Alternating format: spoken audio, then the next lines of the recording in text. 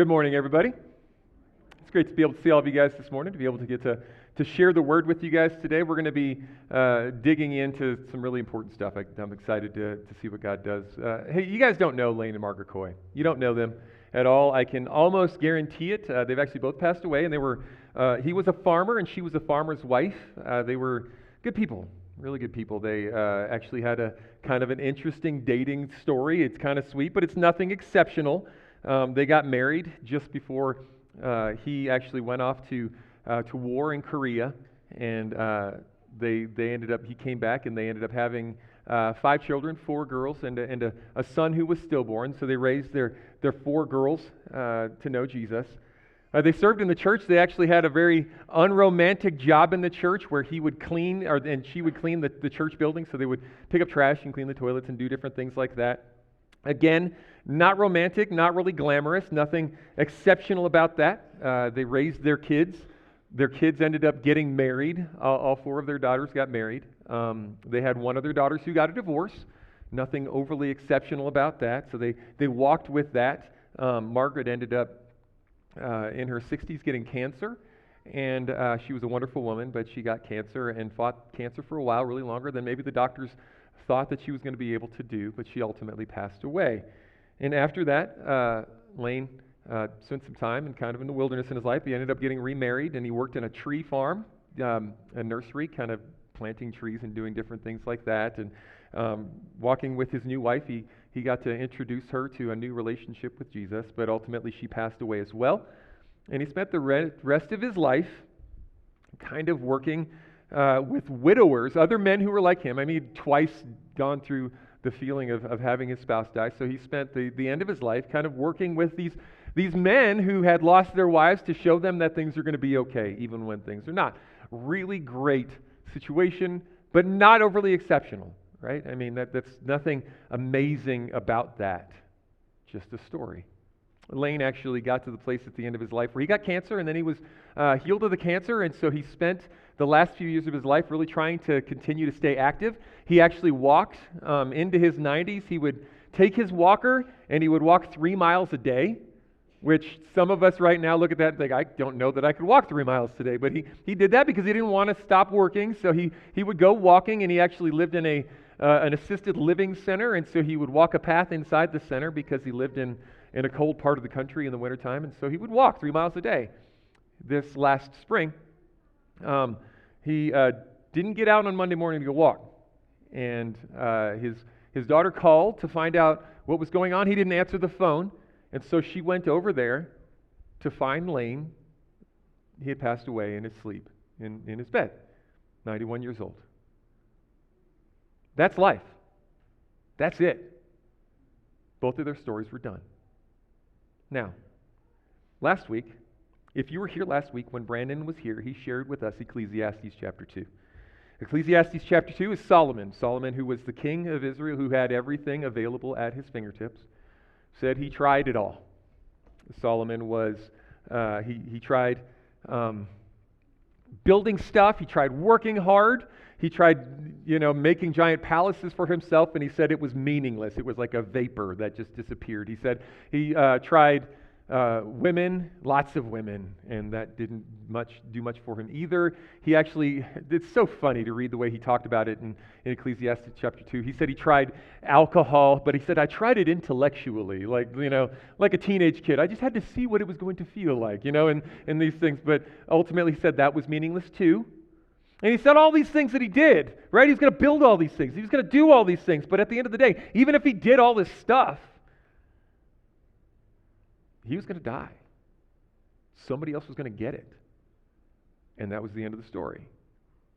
That's a sad story.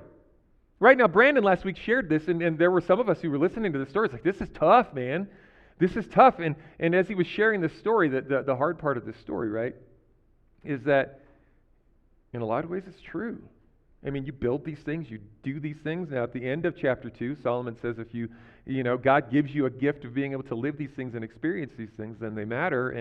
And Brandon shared with us, when we live for Jesus, it's different. But the reality is this. Many of us have felt like Solomon felt.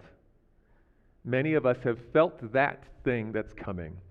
You know that feeling? Those of you guys who are getting older like me, I had my birthday Friday. I'm 46 years old, right?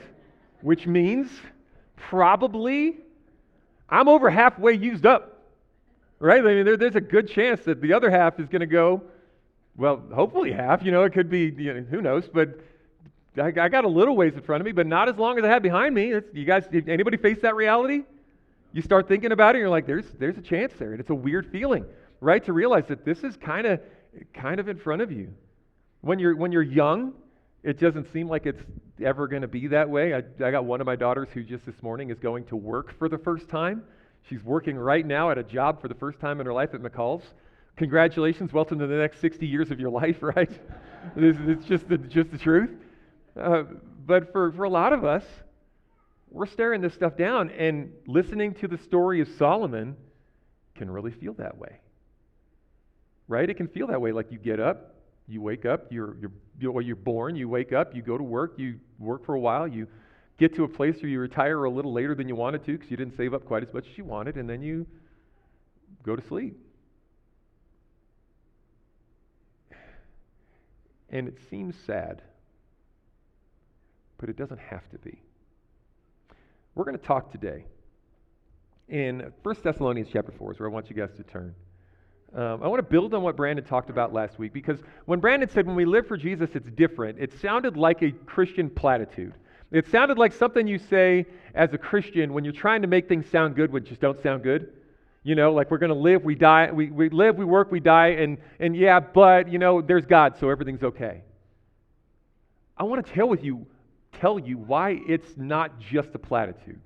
I want to share with you guys this morning why your work, your life, the things that you do, why they really actually matter. And so we've got to dig in this morning. We're going to dig into mortality. We're going to dig into life. We're going to dig into work. We're going to be looking in 1 Thessalonians chapter 4. If you don't have a Bible, there's a Bible in the seat in front of you like this one. You can take that one home. We're going to be on page 987 in that Bible. That's where we're going to be this morning. And we're going to be looking at a teaching from Paul. Now, Paul was a disciple of Jesus. One of the apostles. He ultimately was an apostle later. But what Paul did, and this is super cool, he traveled around planting churches. And he went to this town of Thessalonica, and he went in there and he introduced people to Jesus, and a few people came to know Jesus. But Paul wasn't able to stay very long because of some crazy political stuff that happens. He got run out of town, and he was only able to be there 2 to 3 weeks at the most. And so what Paul is doing in this letter is teaching this church. Can you imagine like a church that's run by people that were in Sunday school for 3 weeks? That's it. Be a crazy church. They believe all kinds of crazy things. So what Paul is doing in this letter is trying to say, now that you got Jesus, let me tell you what this looks like. Now, he sent some other people to go there and help them teach, but that's what this letter is. This letter is a very practical letter of what it looks like to follow Jesus, and this morning, we're going to see that. So starting in verse 9 and 10 of 1 Thessalonians chapter 4, I am getting old, dying, so my glasses are on now so we can read this stuff. Let's go. Now concerning brotherly love, you have no need for anyone to write to you, for you yourselves have been taught by God to love one another. For that indeed is what you are doing to all the brothers throughout Macedonia. But we urge you, brothers, to do this more and more. So, as Paul talks practically about what life should look like if you are a follower of Jesus, this is for you if you're a follower of Jesus. He says, you need to love. You need to love like you're already doing. You need to love the brotherhood. You need to love the people around you like you're already doing. Now, as I've shared with you guys before, I really, really, really don't like what our language does with the word love, because I don't think we do it right. We use the word love for everything. Everybody loves all kinds of different things. Some of you guys love football. Some of you guys love pizza. Some of you guys love driving cars that are too fast. Some of you guys love to garden. Some of you guys love your spouses. Some of you guys love your kids. Some of us say that we love God. I say that I love God, and I say that I love baseball. Those are two entirely different things. When Paul is talking about love here, he's talking about brotherly love. It's philos. He's actually not talking about love in the way that we say we love pizza. He's talking about sacrificial, like I want what's best for you more than for me. In our society, love is a feeling. It's something that we feel towards things. But what Paul is talking about is an action. The truth is, we all know what love looks like because we know that it's not really a feeling. Kids, I want to let you guys know something today. There is a chance that your parents love you, but they don't always like you. Right? Not trying to be a jerk, because let's be honest, kids, there's a time you don't like your parents either. Right? Just the reality. They don't always like you, but they love you. How do you know that they love you? Because they feed you even though you've been fighting with them. Right? Because they give you a place to stay. Because you can trust, for most of us are in a relationship with parents that actually do love us. Not all of us have had that. But most of the time, if we have a parent that loves us, they're gonna make sure that our best interests are taken care of, even when you know they don't feel like it. Right? That's what love is. Love is that action. It's going through and it's serving somebody when it is best for them, even when you don't feel that. And when Paul says, concerning brotherly love, I have nothing more than I need to teach you. The people were living this out. The truth is, love is what makes us different. In 1 Corinthians chapter 13, and this is actually right before Paul goes into love is patient, love is kind, it doesn't envy, it doesn't boast, all those things that we had in our weddings. Before we get into that, Paul actually says this. He says, if I speak in the tongues of men and angels, but I don't have love, I'm a noisy gong or a clanging cymbal. And if I have prophetic powers, and I understand all mysteries and all knowledge, and if I have all faith so that I can remove mountains, but I don't have love, I'm nothing. And if I give away all that I have, and if I deliver my body to be burned, but I don't have love, I gain nothing. Paul says if I become a person who gives all my money to the poor, and I become a person who can speak powerfully, and I become a person who prophesies, and I ultimately go and burned from my faith, but I don't have any love in me. I'm not doing it for anybody but me. He says I'm like a resounding gong or a clanging cymbal. How long would it take for you to get annoyed and walk out if I grabbed this drumstick and just started smashing this cymbal? How many of you guys would be gone in 30 seconds? If you look like he's not stopping. Some of you guys might make it a minute, but if I told you the next 20 minutes is going to be me smashing this thing, you guys would be like, let us pray. Shut this thing down. We'll be done, because it's a waste of time. It's a waste of time. In fact, it's annoying. And you know people like that live a life that is supposed to be awesome, but it's about them. And it's obnoxious. What Paul says here is that our lives, if you're a follower of Jesus, look different because you are living a life that is serving other people. You're living a life that's not about you. Even when the things around you are annoying, you're doing something different. A relationship, basically this is my proposition for you guys. Relationship are a sign of God's work in us. When you are in relationships with people, and you serve them, it's a sign of God's work in you. It's a sign of God transforming you. You can see something different in the people who have real relationship with Jesus because they care about the people around them. Even when those people don't always deserve to be cared about. Ultimately, we love others not to get them to do something, but because of what has been done for us. Every religion talks about how you should don't do to others what you wouldn't have them do to you, right? That's the rule here. But what Jesus has done for us is he made it so that we do for other people regardless of where they're at. Because God has taken care of us. And here's the struggle that we have, and this is where Solomon was at, right?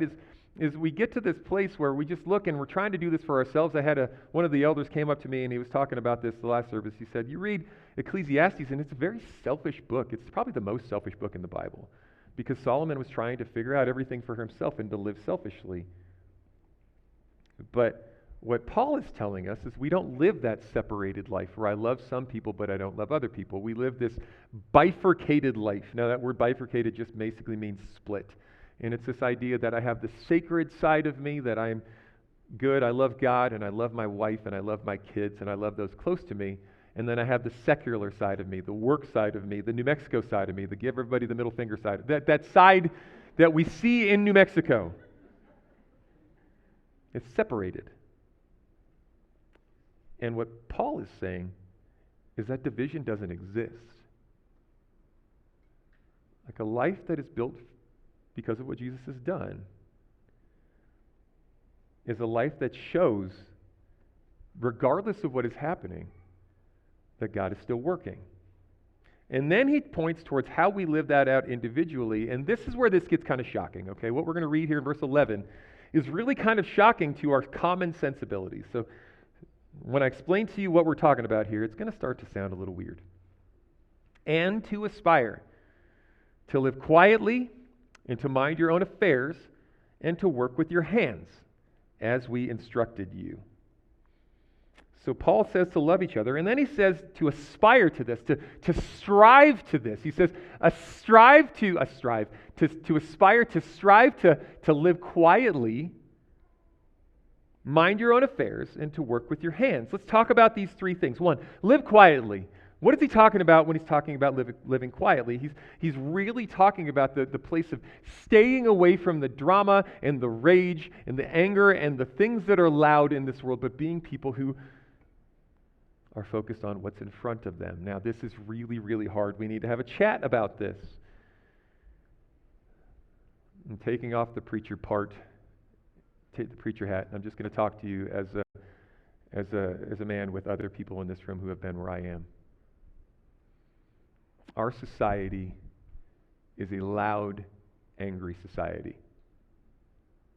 Very loud, very angry. And most of us are more caught up in it than we want to admit.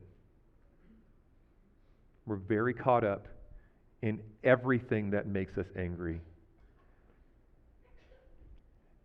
And I want you to know that the evil one, the evil forces of this dark world, Satan wants you to be loud and angry.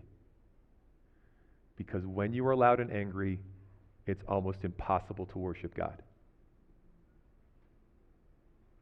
When Paul says to live quietly, the reason he's saying that is because when we are loud, when we are filled with this constant rage that we're being fed, we lose sight of the fact that we serve a good God who has saved us and has a bigger purpose. Many of us in this room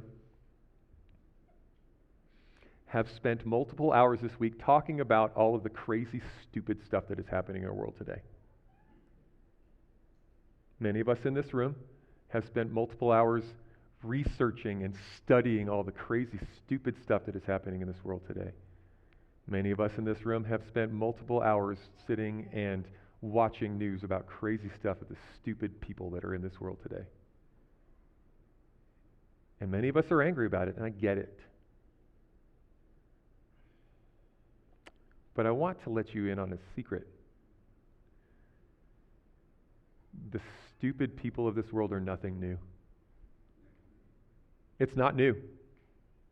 It's not new at all. In fact, for those of you who are old enough, like me, I'm kind of that place where I can start saying I'm getting old, so I can say these things. You remember a time before 24-hour news cycle and internet. Let me let you in on something. Things weren't better then. Were they really a whole lot better when Bill Clinton was president than they are right now? Were they really so much better when the Russians, the Soviets, were ready to nuke us? When they were teaching kids in the 50s to hide under their desks because there's a chance that they are going to die today. Imagine going to school. There we talk about the travesty of shootings at school. It is a tragedy. But the kids in the 50s and the 60s were taught to duck and cover.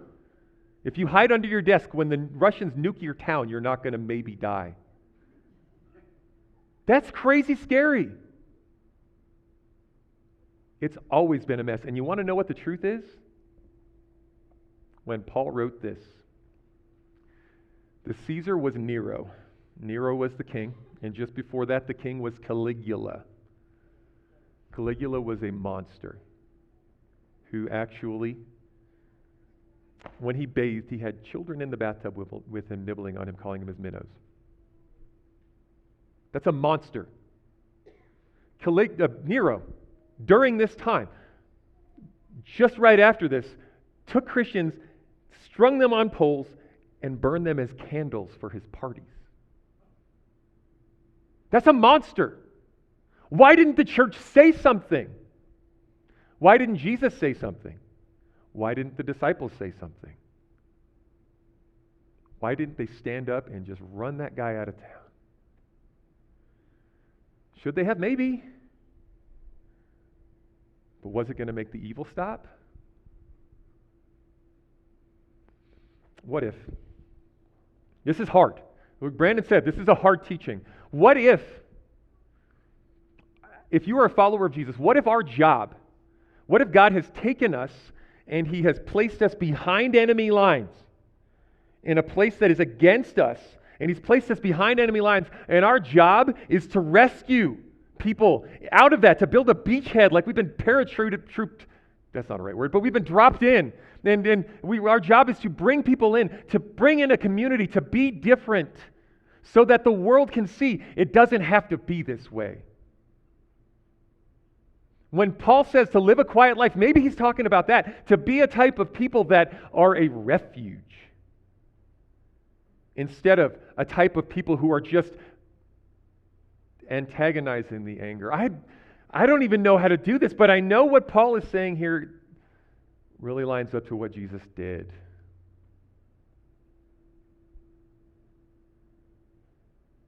The church. This people, not this building.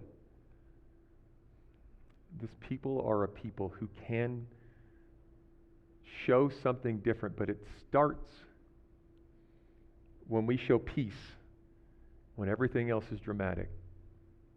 So he says, live a quiet life. And then he says this, mind your own affairs. This is hard. Basically, mind your own business.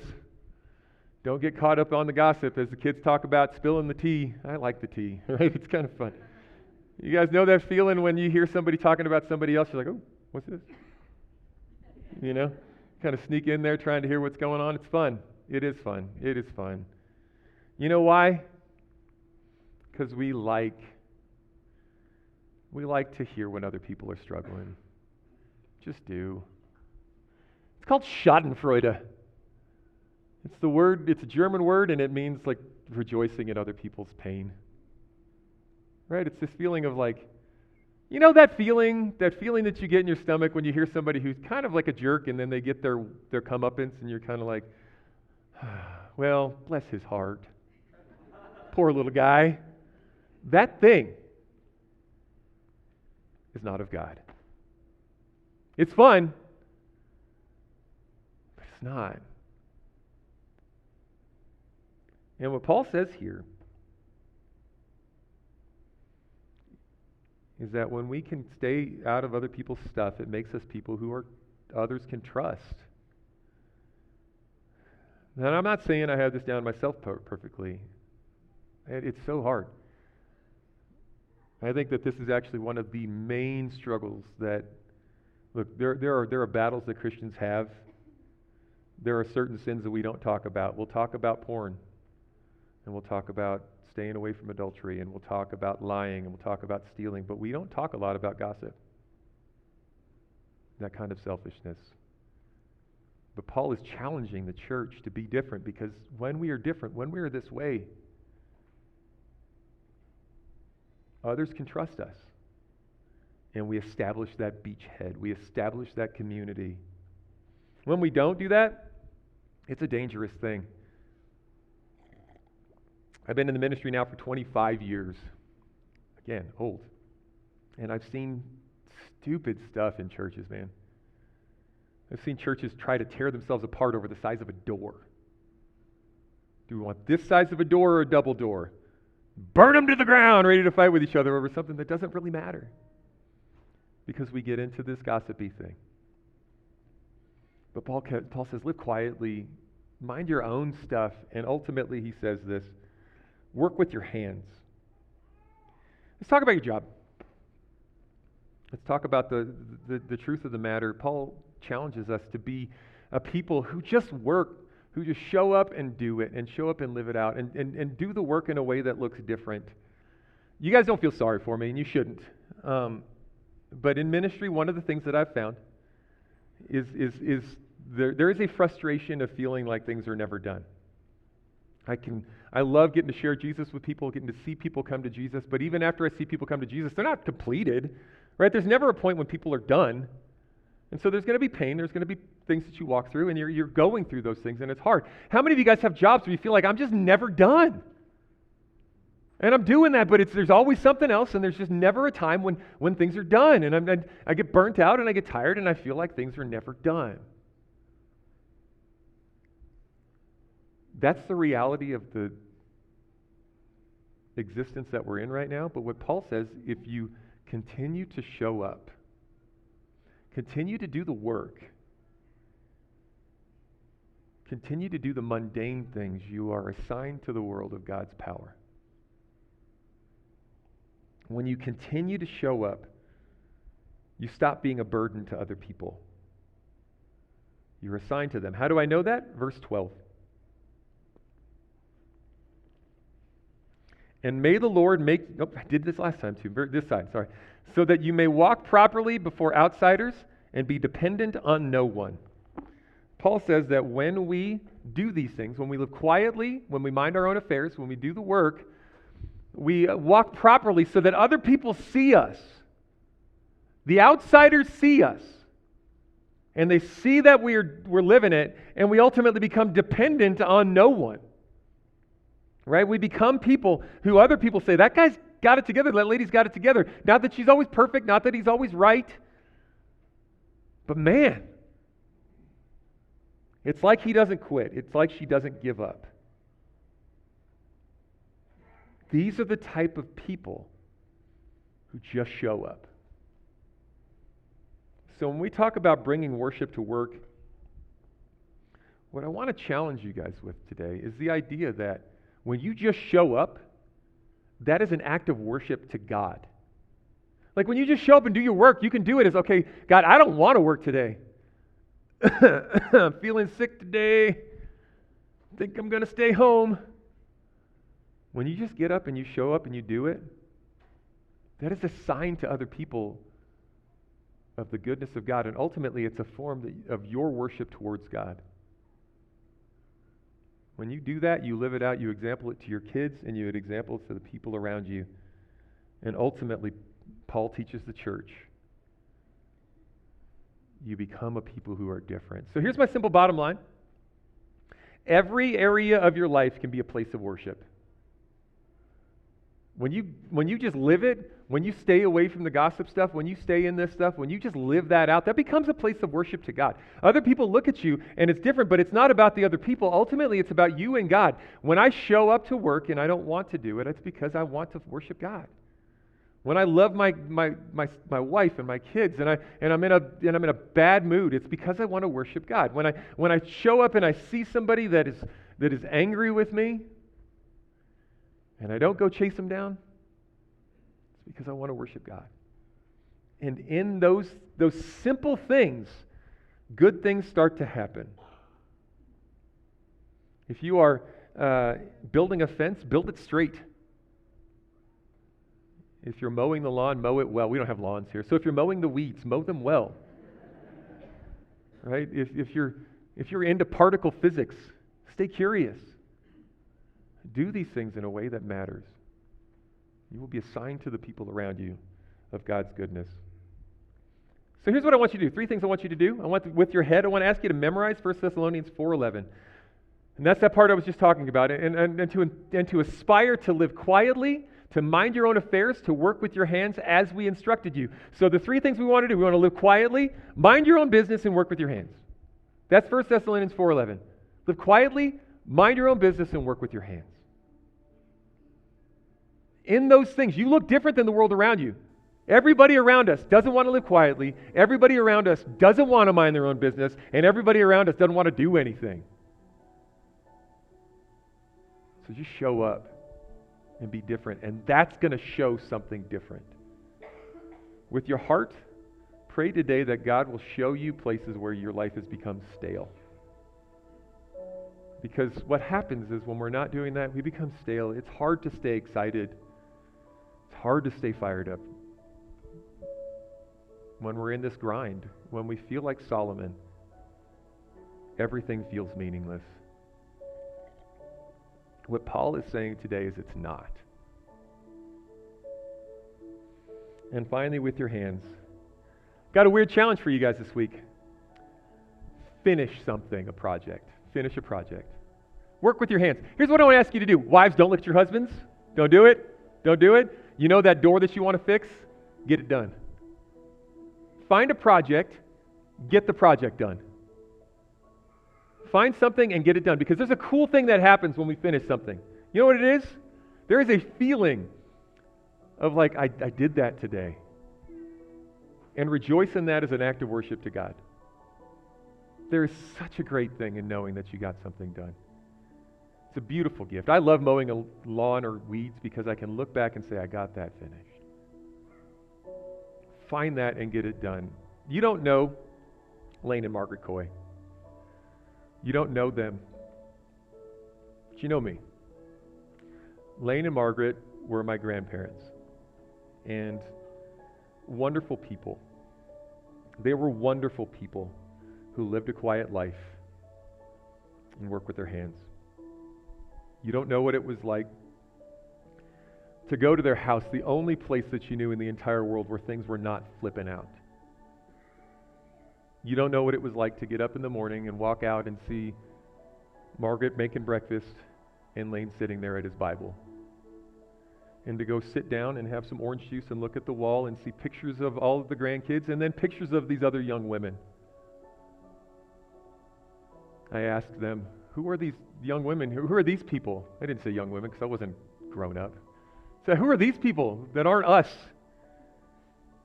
And they said, these are some girls that we were able to help out with some stuff in a hard time. I didn't find this out till later on. But in 1976, my aunt and her boyfriend got pregnant. And in the very conservative church that they were in, my understanding is they had to get up in front of the church and apologize to the church for what they had done. You know what most of us would do in that situation?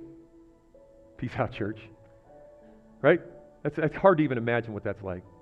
You know what my grandparents did? After that, they found a ministry where the girls who were in the same spot, who were pregnant like that, they brought them into their home and had them live with them and help them get on their feet. And these pictures were them.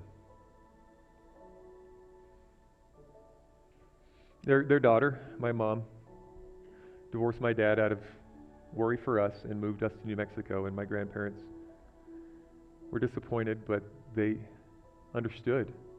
And so they got her set up with a car, and they got her set up with a house, and they provided an opportunity for her to be able to get on her feet. They gave stability to her. My grandparents fought for the people around them. Ultimately, back in April, my grandpa passed away. And I have a picture. I'm not going to put it up on the screen because it's a bunch of goofy looking people like me, and you don't need to see more than one of me. But I got this picture of us, and there are 50 people on this stage who are either children, grandchildren, great-grandchildren, or spouses of those ones directly connected with Lane and Margaret. There were a few others that weren't able to be there. But from what I understand, every one of those people, as much as they know how, are striving to live a life for Jesus.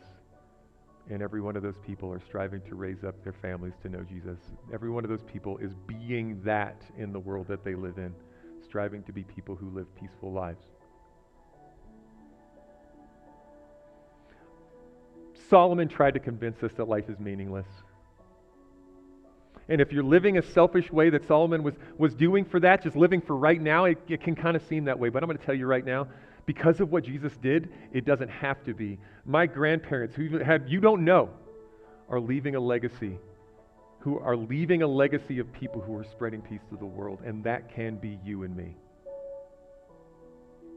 When we just show up, when we live it,